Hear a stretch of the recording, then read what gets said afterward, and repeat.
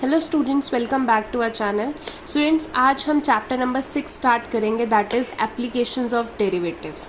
सो अभी तक हमने डेरिवेटिव्स तो निकालने सीख लिए हैं, अब इनकी एप्लीकेशन हम डिस्कस करेंगे कि कहाँ कहाँ पे ये डेरिवेटिव्स अप्लाई होते हैं। ठीक है, तो अभी इनकी एप्लीकेशंस तो काफ़ी सारी हैं, जैसे कि मैं एक बार बता देती हूँ। फर्स्ट एक्सरसाइज में हम सिर्फ फर्स्ट एप्लीकेशन के बारे में बात करेंगे। तो एप्लीकेशंस ऑफ डेरिवेटिव्स में देखो, फर्स्ट आपकी एप्लीकेशन है to determine the rate of change of quantities, मतलब क्वांटिटीज़ किस रेट पे चेंज हो रही हैं वो अगर बताना हो तो वहाँ पे डेरिवेटिव्स आपके यूज़ होते हैं। Second, equation of normal and tangent to a curve at a point. हमें जब इक्वेशंस बनानी होती है टेंजेंट की या परपेंडिकुलर की, तो वहाँ पे भी डेरिवेटिव्स काम आते हैं। ये एक एक करके हम आगे एक्सरसाइजेज में डिटेल में पढ़ेंगे। ठीक है, अभी मैं सिर्फ आपको ओवरव्यू दे रही हूँ।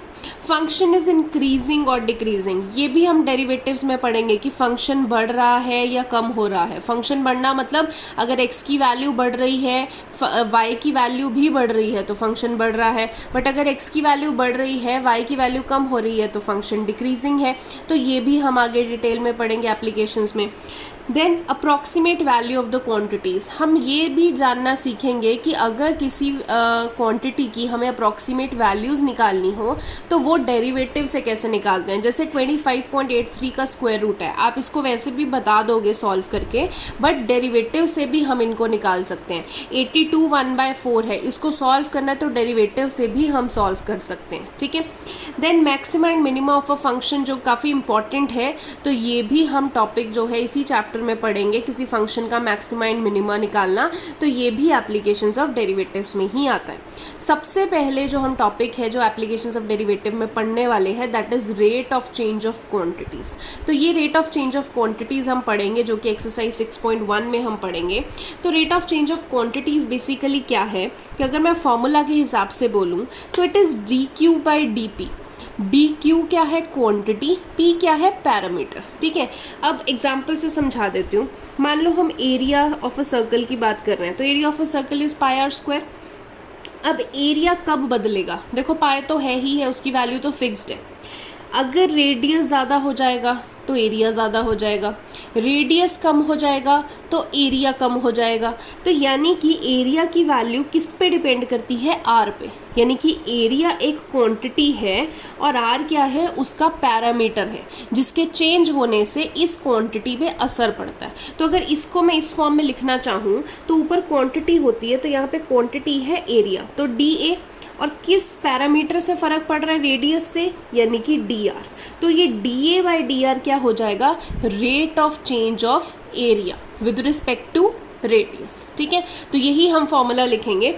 अब इसी फॉर्मूला के बेसिस पे हम एक्सरसाइज 6.1 स्टार्ट करते हैं। बहुत सिंपल एक्सरसाइज है ये, आप आराम से कर सकते हैं खुद इसको। क्वेश्चन नंबर 1 है, find the rate of change of area of a circle with respect to radius R when R is 3 centimetre, and जो सेकेंड पार्ट है उसमें आर आपको 4 सेंटीमीटर दिया हुआ है।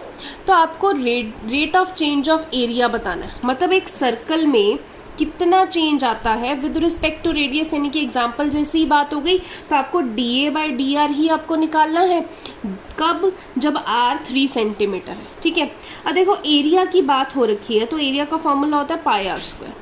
हमें निकालना क्या है, क्वेश्चन से ही पता लग गया, rate of change of area की बात कर रखी है विद रिस्पेक्ट टू आर, यानी कि D A by D are निकालना है। तो ए का फॉर्मूला पाई आर स्क्वायर है, तो इसी को बोथ साइड डेरिवेटिव ले लेंगे। इसका डेरिवेटिव लेंगे तो D A by D are, क्योंकि विद रिस्पेक्ट टू आर हमने डेरिवेटिव लेना है। इधर पाई आर स्क्वायर का डेरिवेटिव अगर हम लेते हैं तो पाई तो कांस्टेंट है, बाहर आ जाएगा।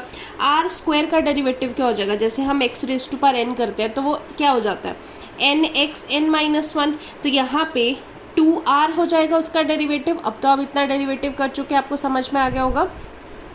यानी कि D A by D are आपके पास क्या आ गया, 2πr। ठीक है, अब देखो अगर आप यहीं पे ही r की वैल्यू डाल दोगे ना तो वो सब खराब हो जाएगा, बिकॉज आप डेरिवेटिव निकालोगे कैसे, कांस्टेंट ही बन गया तो कैसे निकालोगे। तो एक बार आप पहले रेट ऑफ चेंज निकाल लोगे, यानी कि D A by D are solve कर लोगे, उसके बाद आपने r की वैल्यू निकालनी है। तो फर्स्ट पार्ट में r की वैल्यू 3 दे रखी थी, यानी कि D A by D are में r क्या डालना है, 3। तो यानी कि 2πr की जगह क्या डालना है, 3। तो यानी कि D A by D R क्या आ गया, 2 × 3 6π। और यहाँ पे यूनिट्स लिखनी बहुत ज़रूरी है। देखो डी ए एरिया है, एरिया की यूनिट क्या है सेंटीमीटर स्क्वायर, रेडियस की यूनिट क्या है सेंटीमीटर, इसीलिए 6 पाई सेंटीमीटर स्क्वायर पर सेंटीमीटर आया। ठीक है, ऐसे ही अगर आप रेडियस 4 लेते हो तो dA/dr तो आप निकाल चुके हो 2 पाई r, तो इसी में ही रेडियस 4 डाल दो, तो 2 इंटू पाई इंटू 4 यानी कि 8 पाई, और यूनिट क्या है एरिया की सेंटीमीटर स्क्वायर और रेडियस की सेंटीमीटर्स। ठीक है, आसान है। सेकेंड क्वेश्चन करते हैं। सेकेंड में आपको बोला the volume of the cube is increasing at the rate of 8 centimetre cube per second. अब देखो वॉल्यूम की बात की हुई है, वॉल्यूम क्यूब का इंक्रीज हो रहा है 8 सेंटीमीटर क्यूब पर सेकेंड के रेट के हिसाब से। तो पर सेकेंड मीन्स टाइम, यानी कि विद रिस्पेक्ट टू आपको क्या चेक करना है टाइम, क्या वॉल्यूम ऑफ क्यूब।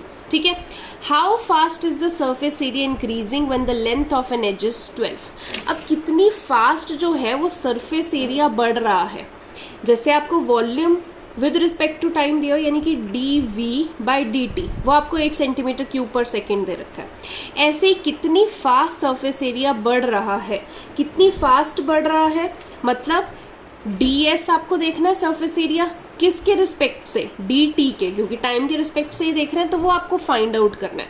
कब, अगर एज जो है क्यूब का वो 12 है तो एज 12 है, एज को हमने x मान लिया। ठीक है, अब सरफेस एरिया निकालना है तो सरफेस एरिया ऑफ क्यूब क्या होता है 6 इंटू एज का स्क्वायर यानी कि x का स्क्वायर, तो s की वैल्यू क्या है 6x स्क्वायर। अब आपको दोनों साइड डिफ्रेंशिएट करना है but with respect to t, time के हिसाब से, क्योंकि यहीं से आपको पता लग रहा है टाइम, तो इधर करेंगे तो ds/dt हो जाएगा, इधर इसको डिफ्रेंशिएट करेंगे तो 6 इंटू 2 12x, और यहाँ पे हम क्योंकि विद रिस्पेक्ट टू t कर रहे हैं तो यहाँ पे x किसको माना है, मतलब हम t को x मान के चले हैं, फिर जिसको t माना है उसकी भी डिफ्रेंसिएशन dx/dt। ठीक है, ये फर्स्ट इक्वेशन हो गई। अब देखो हमें दे रखा है क्वेश्चन में dv/dt, ये दे रखा है तो इसको भी तो यूज़ करना है। वॉल्यूम के हिसाब से बोला तो वॉल्यूम ऑफ क्यूब क्या होता है x क्यूब, तो यानी कि v की वैल्यू क्या आ गई x क्यूब। अब दोनों साइड डिफ्रेंशिएट करते हैं dv/dt, इधर करेंगे तो ये 3x स्क्वायर हो जाएगा, बट हमने विद रिस्पेक्ट टू t किया तो x को भी फर्दर डिफ्रेंशिएट करना पड़ेगा dx/dt। अब dv/dt की वैल्यू तो क्वेश्चन में आपको 8 दे रखी है तो यहाँ पे डाल देंगे 3x स्क्वायर dx/dt। अब मुझे dx/dt निकालना हो तो ये 3x स्क्वायर इधर जाके डिवाइड हो जाएगा, तो dx/dt क्या आ गया 8/3x स्क्वायर। ठीक है, अब देखो अगर आपको ds/dt निकालना है तो 12x तो है, ds/dt निकालना है तो 12x इंटू dx/dt है, तो dx/dt फाइंड आउट करना है, तो यहाँ से हमने निकाल दिया dx/dt, तो यही वैल्यू फर्स्ट इक्वेशन में डाल दो। तो यहाँ पे ds/dt is equal to 12x और यहाँ पे 8/3x स्क्वायर, कैंसिल कर दिया, ds/dt आपके पास 32/x आ गया। ठीक है, अब बट उन्होंने बोला था कब निकालना है, जब एज 12 हो, तो अब हमने ds/dt निकाल दिया है, लास्ट में हमने एज यानी कि x की जगह हमने 12 डाल दिया। डिवाइड करेंगे तो 8/3, अब यूनिट्स लिखनी ज़रूरी है, सरफेस एरिया है तो सेंटीमीटर स्क्वायर, टाइम है तो पर सेकेंड। क्वेश्चन नंबर 3 में देखो the radius of a circle is increasing uniformly at the rate of 3 centimetre पर सेकेंड। अब देखो क्या बढ़ रहा है, रेडियस किस रेट से 3 सेंटीमीटर पर सेकेंड, यानी कि dr, और पर सेकेंड यानी कि टाइम dt, ये कितना दे रखा है 3 सेंटीमीटर पर second. Find the rate of change at which the area of circle is increasing at when the radius is 10। अब area of circle किस रेट से बढ़ रहा है, यानी कि dA/dt, क्योंकि विद रिस्पेक्ट टू तो टाइम देख रहे हैं, बस रेडियस की वैल्यू कितनी दे रखी है 10।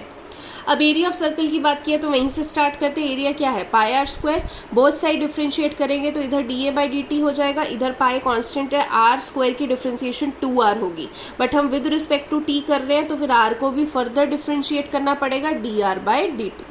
तो dA/dt बेसिकली क्या आ गया 2 पाई आर, dr/dt की वैल्यू क्वेश्चन में दे रखी थी 3, तो dA/dt आपके पास आ गया 6 पाई आर। अब आपको क्वेश्चन में दे रखा है रेडियस 10 पे चेक करना है, तो यहाँ पे जब dA/dt निकल गया तो r की जगह 10 डाल दो, तो r की जगह 10 डाल दिया, यानी कि 60 पाई और यूनिट एरिया की सेंटीमीटर स्क्वायर पर टाइम की सेकेंड। ठीक है, क्वेश्चन नंबर 4 आपका होमवर्क है, आपने करना है। क्वेश्चन नंबर 5 देखो a stone is dropped into quite lake and waves move in circles at the speed of 5 centimetre पर सेकेंड। स्टोन को जब आप एक पानी में गिरा देते हो तो वेव्स ऐसे सर्कल्स की फॉर्म में घूमती हैं, बनती है ना, उसमें लहरें बनती हैं, तो वो जो वेव्स हैं वो इस स्पीड से चल रही हैं। ठीक है, at the instant when the radius of, अच्छा पहले तो इसको देख लेते हैं कि जो वेव्स है स्पीड से चल रही हैं। अब देखो आपको ये पर सेकेंड यूनिट दे रखा है। अब जो वो वेव्स बनती हैं, एक बार पानी गिराया तो वो ऐसे ऐसे एक्सपैंड होती हैं। तो एक्सपैंड मतलब अगर वो सर्कल्स में एक्सपैंड हो रही हैं तो उसका रेडियस बढ़ रहा होगा, यानी कि जो ये 5 सेंटीमीटर है ये चेंज इन रेडियस आ रहा होगा। तो ये क्या है बेसिकली dr/dt, क्योंकि विद रिस्पेक्ट टू हम टाइम चेक कर रहे हैं। तो 5 सेंटीमीटर पर सेकेंड dr/dt आ गया। अब आपको बताना है at the instant when the radius of the circular wave is 8 how fast is the enclosed area increasing. Area किस हिसाब से बढ़ रहा है, अगर एक पॉइंट पे रेडियस 8 है तो एरिया किस हिसाब से बढ़ रहा है, मतलब dA/dt, वो क्वेश्चन मार्क है। और रेडियस कब है, 8 है जब, तो एरिया के फॉर्मूला से स्टार्ट करते हैं। तो एरिया आपका πr² है, बोथ साइड आपने डिफ्रेंशिएट करना है। तो बोथ साइड आपने डिफ्रेंशिएट किया तो ये dA/dt हो गया। पाई कांस्टेंट r² की differentiation 2r, but with respect to t कर रहे हैं तो r को फर्दर डिफ्रेंशिएट करना पड़ेगा dr/dt। तो 2πr dr/dt क्वेश्चन में 5 दे रखा है तो 10πr बन गया। अब जब dA/dt आ गया तो r 8 पे चेक कर दो, तो r की जगह 8 डाल दिया। 80 पाई यूनिट क्या होगी, एरिया की सेंटीमीटर स्क्वायर, टाइम की सेकेंड। ठीक है, क्वेश्चन नंबर 6 भी आपका होमवर्क है, वो आप ही ने करना है। क्वेश्चन नंबर 7 देखिए, the length x of rectangle is decreasing at the rate of 5 centimetre पर मिनट। अब देखो लेंथ जो है वो डिक्रीज हो रही है इस रेट पे। अब लेंथ डिक्रीज हो रही है, यहाँ पे पर मिनट चल रहा है, यानी कि टाइम के पर्सपेक्टिव से डिक्रीज हो रही होगी। अगर मैं ये रेक्टेंगल बनाती हूँ, इसकी लेंथ x ले लेती हूँ, ये ब्रेड्थ y ले लेती हूँ, तो लेंथ डिक्रीज हो रही है, यानी कि dx में चेंज आ रहा है विद रिस्पेक्ट टू किससे, मिनट, यानी कि dt के टाइम के हिसाब से चेंज आ रहा है। क्या चेंज आ रहा है कि वो डिक्रीज हो रही है, तो डिक्रीज के लिए हम माइनस यूज़ करते हैं, तो ये -5 सेंटीमीटर पर मिनट आएगा। And width y is increasing at the rate of 4 centimetre पर मिनट। ये जो y विड्थ है ये बढ़ रही है, कि dy/dt होगा कैसे, 4 सेंटीमीटर पर मिनट बढ़ रही है तो पॉजिटिव ही साइन रहेगा। When x is equal to 8, y is equal to 6, find the rate of change of the perimeter and area। अब x की वैल्यू 8, y की वैल्यू 6 दे रखी है। फर्स्ट पार्ट में आपको पेरीमीटर में चेंज बताना है। अगर पेरीमीटर में चेंज बताना है तो पेरीमीटर ऑफ रेक्टेंगल क्या होता है, perimeter twice into length plus breadth, यानी कि x plus Y. Both side differentiate करेंगे, p की differentiation p/dt with respect to t करेंगे। 2 कांस्टेंट है, बाहर आएगा, x की डिफ्रेंशिएशन dx/dt, y की डिफ्रेंशिएशन dy/dt। 2 dx/dt आपको कितना दे रखा है, -5, dy/dt आपको दे रखा है 4, -5 + 4 -1 इंटू 2 -2, यानी कि dp/dt पेरीमीटर में कितना चेंज आ रहा है, -2। और यूनिट्स क्या आएंगी, पेरीमीटर की यूनिट सेंटीमीटर, टाइम की मिनट, क्वेश्चन में दे रखी है। दूसरा, अब एरिया में बताना है। एरिया ऑफ रेक्टेंगल क्या होता है, length into breadth, both side differentiate करेंगे तो इधर dA/dt, लेंथ इंटू ब्रेड्थ, यहाँ पे फर्स्ट क्वांटिटी होगी और ये सेकंड, प्रोडक्ट रूल लगेगा, ddx of first into second plus ddt कर रहे हैं हम यहाँ पे, first into second plus ddt of second into first. ठीक है, तो dA/dt आ गया। अब ddt ऑफ x, dx/dt हो गया into y, dy/dt into x आ गया। अब वैल्यूज़ आपको पता है, देखो dx/dt की -5 दे रखी है, y की वैल्यू आपको 6 दे रखी है, x की वैल्यू आपको 8 दे रखी है, dy/dt की वैल्यू 4 दे रखी है। तो सब वैल्यूज़ पुट कर देंगे तो आपके पास dA/dt -5 इंटू 6 प्लस 4 इंटू 8 -30 + 32, तो dA/dt आपके पास या।